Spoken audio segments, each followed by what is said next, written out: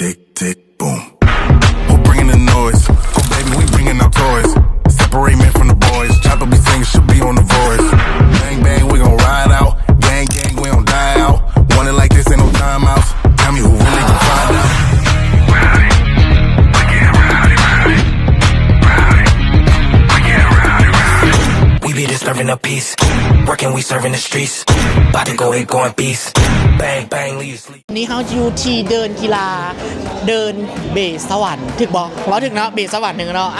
มื้อนี้เขามีนัดพิเศษระหว่างอินซีสร้างตั้งและอินซีพัฒนาเดี๋ยวเขามาสัมภาษณ์นักกีฬากันก่อนว่าอยู่ทีมใดและมีอย่างอยากจะเอาไปใช้ในกลยุทธ์ในการเตะนัดครั้งนี้เดี๋ยวมาเบิ่งกันเลยทีมสบายยูอินซีพัฒนาอินซีพัฒนาคิดว่ามื้อนี้เขาจะมีกลยุทธ์อย่างในการแบบเอาชนะในมื้อนี้อ๋อเขาวางแผนระบบมาดีๆเนาะวางแผนระบบแมนจัดเต็มเลยทีมเขามื้อนี้อยากจะฝากถึงครูซิงของเขาบอกฝากถึงเนาะขอให้เตรียมจิตเตรียมใจแล้วก็เตรียมพลังแห่งกายให้หลายๆเนาะเพราะว่าทีมพัฒนานี่มีแต่ผู้เดือดๆเก่งๆเนาะว้าวเดี๋ยวไปติดตามกันว่าทีมพัฒนาจะเฮ็ดได้หลายสำใดทุกคนอยู่ทีมใดมื้อนี้อินซีสั่งตั้งอินซีสั่งตั้ง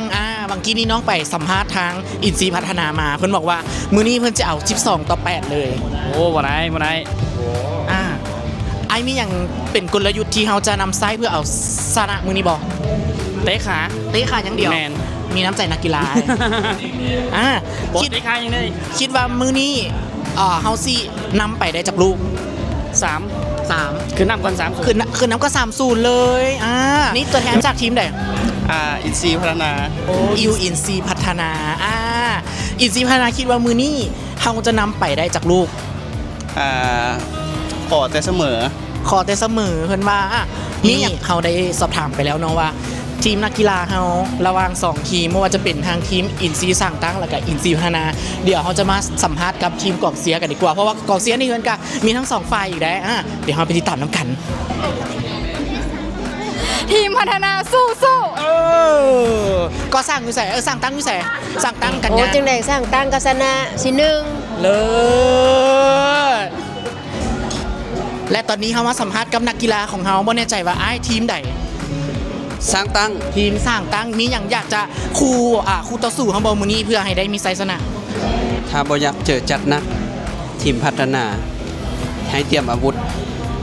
ครบสุดมาถือว่าเป็นเกียรติที่สุดที่จะได้มาสัมภาษณ์กับทางอำนวยการเฮาในมื้อนี้เนาะสบายดีโดยบ่แน่ใจว่าอำนวยการเฮามื้อนี้อยู่ในตัวแทนของทีมใดทีมสร้างตั้งสาบันทีมสร้างตั้งนั่นเองคิดว่าสร้างตั้งของเฮาในมื้อนี้จะนำไปได้จักประตูคิดว่าจะนำได้ประมาณ3-0นี่แหละเฮา3หรือเขา3กระเจ้า3บ่ได้เสียงเกี่ยวกีฬาเนาะโดย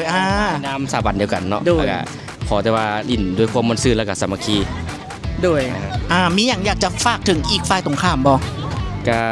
ให้ทุกคนลิ้นด้วยความมนต์ซื่อและเต็มที่สำคัญคือรักษาสุขภาพมาแหละเนาะอย่าปะทะอย่าลิ้นแห้งเนาะเดี๋ยวมันจะเจ็บโดยทางเขาเองก็เป็นกำลังใจให้กับทั้ง2ทีมเด้อสู้เดี๋ยวเขาไปติดตามน้ำกันว่าผลคะแนนมันจะออกมาแบบใดแต่ว่าตอนนี้เขาจะไปเก็บภาพบรรยากาศกันก่อนว่าทีมกองเชียร์และก็ทีมนักกีฬาเตะบอลของเขาจะเป็นบรรยากาศแบบใดมาติดตามน้ำกันเด้อนักกีฬาสั่งตั้งเขาเลยจังไหนเขาก็ได้อยู่แล้วเลยจังไหนเขากันได้อยู่แล้วการประจับประตูได้เนาะส่งมาละตอนนี้เบอร์54เป็นไทยยังโมโห54ตกไปโตเฮ็ด